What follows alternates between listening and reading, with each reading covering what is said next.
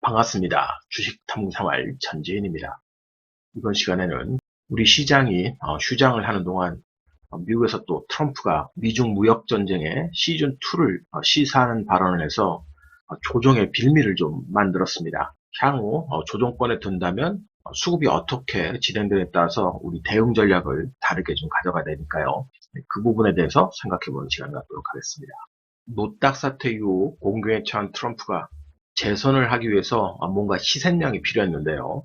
그 희생양을 역시 중국으로 택하면서 이 CNBC하고의 인터뷰 중에 중국에서 발생한 증거를 봤다 그러면서 향후 보복 관세를 시사를 하고 있습니다. 그러다 보니까 최근에 이제 반등을 유도했던 증시가 조정의 빌미가 또 됐어요.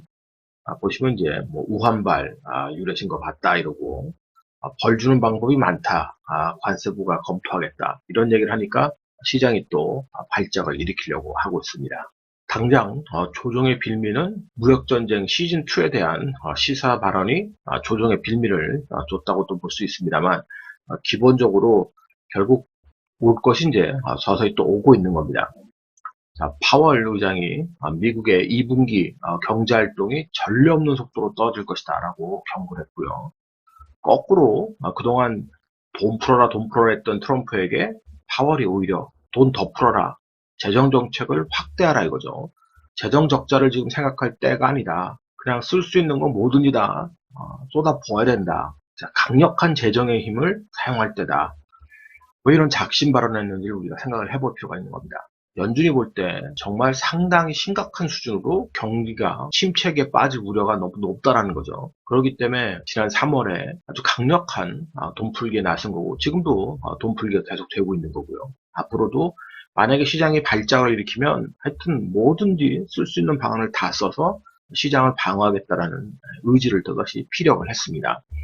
시장 참여자 입장에서는 이런 부분들은 저점 테스트를 만약에 하게 된다면 오히려 또 기회를 만들 수 있지만 지금 같은 반등 기조에서는 오히려 조심할 필요가 있다는 거죠. 자, 그나마 이제 시장이 호재로 생각할 수 있는 부분은 미국의 FDA가 렘데시비르를 긴급 승인했다는 소식입니다.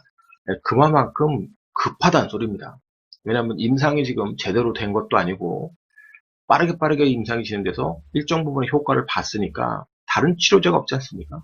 그러니까 그냥 렘데시비를 시장에 풀려고 하는 겁니다. 그런데 우리가 조금 짚고 넘어야 될 부분은 자, 렘데시비르에 대한 효과는 분명히 좀 있습니다. 평균 15일 만에 회복됐었는데 그 가짜를 복용했던 사람들, 근데 진짜를 복용한 사람들은 평균 11일로 회복이 되더라. 효과는 분명히 있죠. 그런데 사망률을 줄일 수 있는지는 확인되지 않다는 소리입니다. 자, 복용한 환자 집단, 렘데시비르를 복용한 환자 집단의 사망률은 8%, 가짜를 복용한 자들은 11.6%니까 진짜하고 가짜의 이 비율이 별로 그렇게 큰 차이가 나지 않죠. 그렇기 때문에 사망률에 대한 저감 효과는 아직 유의미한 결과에 이르지 못한 겁니다. 그러니까 여전히 치료제로서 어느 정도 가능성은 있지만 사망률을 급격히 줄일 수 있는 부분은 부족하다는 거죠. 그럼에도 불구하고 속전속결로 나가는 것은 그만큼 지금 상황이 심상치 않다라고 판단을 한 겁니다.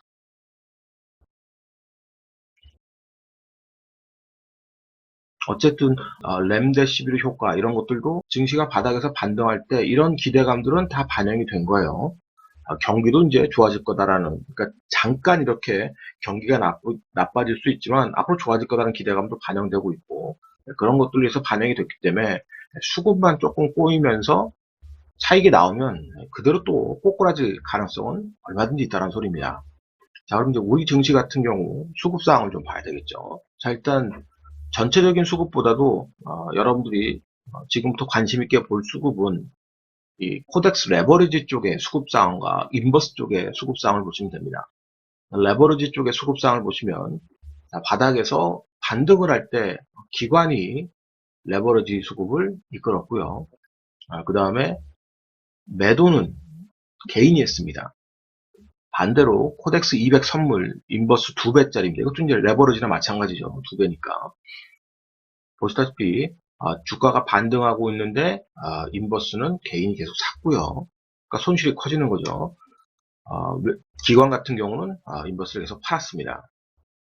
그러니까 이 수급이 다시 이번에 그런 그 무역전쟁 관련 이슈나 또 다른 이슈로 조정이 나올 때 레버러지를 계속 판다.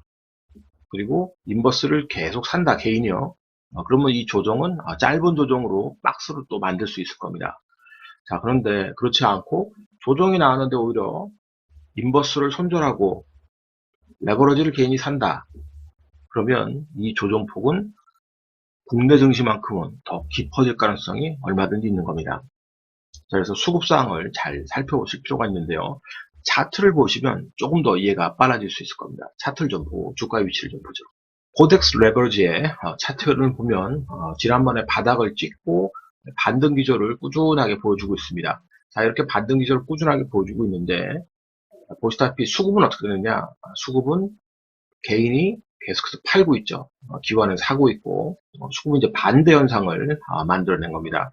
그러면 이것이 조금 전에 설명을 했듯이 개인이 레버리지를 다시 사고 기관이 팔면서 조정이 나온다 그러면 일단 기술적 위험신호가 또 나오게 되는 거고요.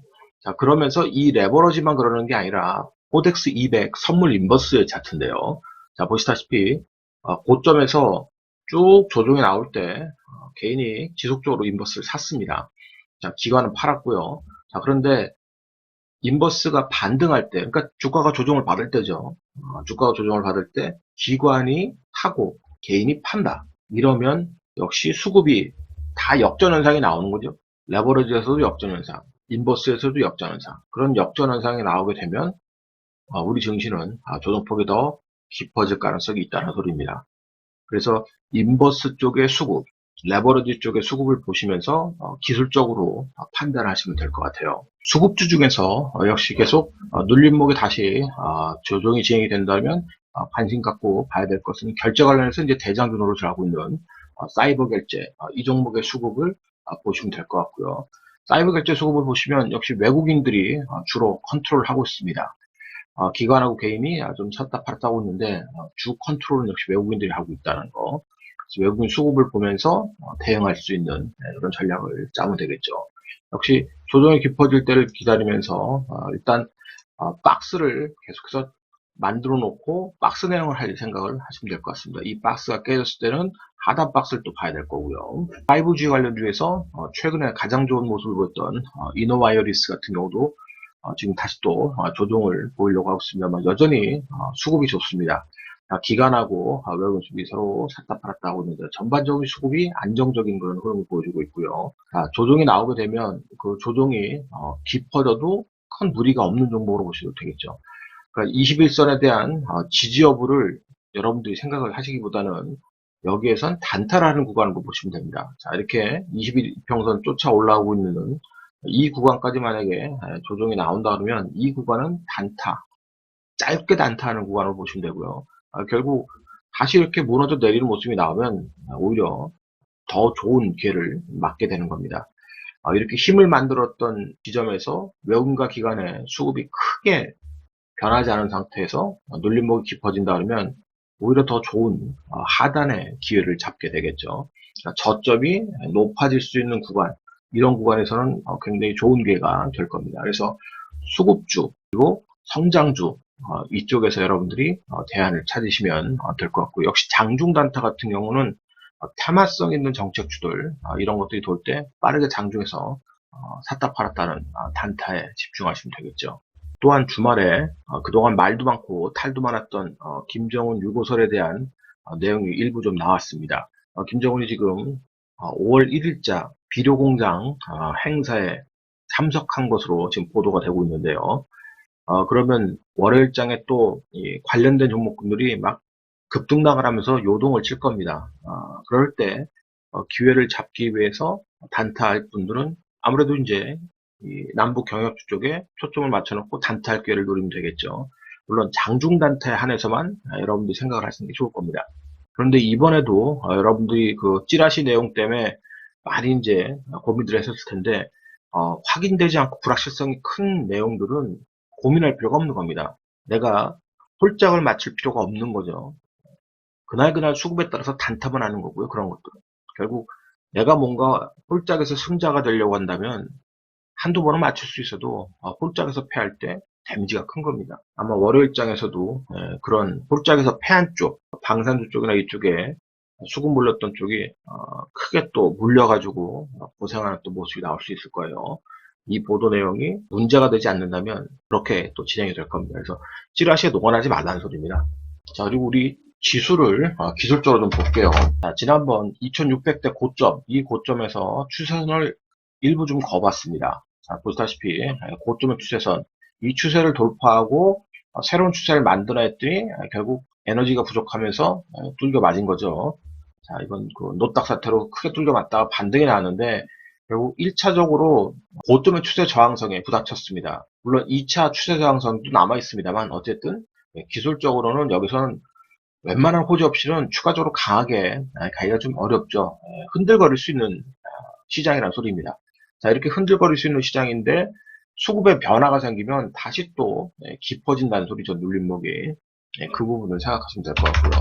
코스닥 같은 경우도 지난번 930대 고점에서 고점의 추세선을 연결을 좀 해보면 결국은 코스닥 시장도 마찬가지로 엄청난 반등을 했지만 추세 상단에 올라와 있습니다. 옆으로 누우려고 하는 성질을 보이겠죠. 그럼 이 누우려고 할 때 과연 조정이 어떻게 진행되는지 볼 필요가 있는 겁니다. 그래서 지금 자리에서 기대 수익을 크게 가지고 뭔가를 하려기보다는 단기적 관점에서 대응이 되는 분들은 단타 대응을 하시면 될 것 같고 그럴 본인의 그런 스킬이 없다 그러면 기다리셔야 되는 겁니다. 이 바닥을 확인하는 그 시점까지 기다리려면 조금 더 많은 시간이 필요할 수 있을 거예요. 그러나 이 바닥은 한번 확인하러 올 거라고 천지는 개인적으로 생각을 하고 있습니다. 결국 지금 연준이 우려하는 거, 그 우려하는 바가 시장에 분명히 전달되는 그런 시점이 한 번은 올 거라고 보고 있어요. 그 한 번 오는 시점을 다시 한번 기다리시면 될 것 같고 여기까지 기다리지 못하겠다는 분들은 역시 눌림목이 깊어지는 시기에 강한 종목군 위주로 대응을 빠르게 하면 되겠죠. 오늘자 한 줄 요약. 공포가 희망으로 반전되는 시기를 주의하자. 이 영상이 도움이 되셨다면 좋아요, 구독하기 부탁드리고요. 저는 다음 시간에 또 뵙도록 하겠습니다. 고맙습니다. 천지인이었습니다.